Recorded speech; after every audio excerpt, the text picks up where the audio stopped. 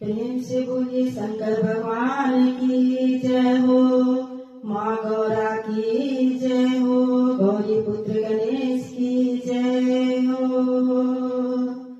शिव गुरु के करीला भजनवा हो, शिव गुरु के करीला भजनवा हो, तनवा ये दोबारा ना मिली।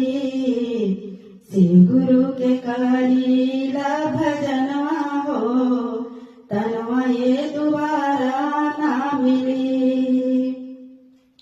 माया में फसल बाजहनवा हो, माया में फसल बाजहनवा हो, तनवा ये दोबारा ना मिली। शिव गुरु के करीला भजनवा हो, तनवा ये दोबारा ना मिली। लेके जन्मवा खाली चोला बदले बा, लेके जन्मवा खाली चोला बदले बा। लाख 84 के चक्कर लगई बा, शिव गुरु के धाइला चरणवा हो,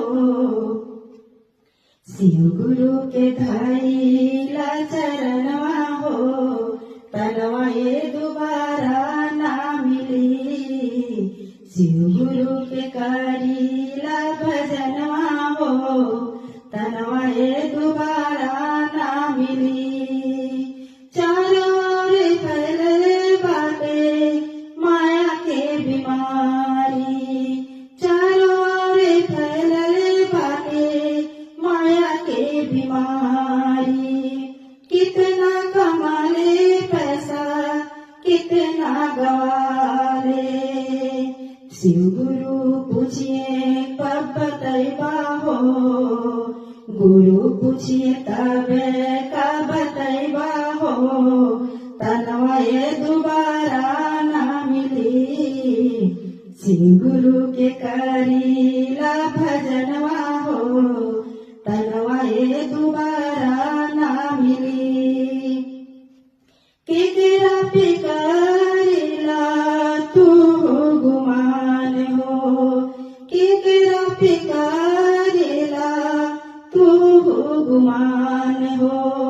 एक दिन जाएगी बाटे सबके सामसान हो, बढ़िया करमावा बनाला हो, बढ़िया करा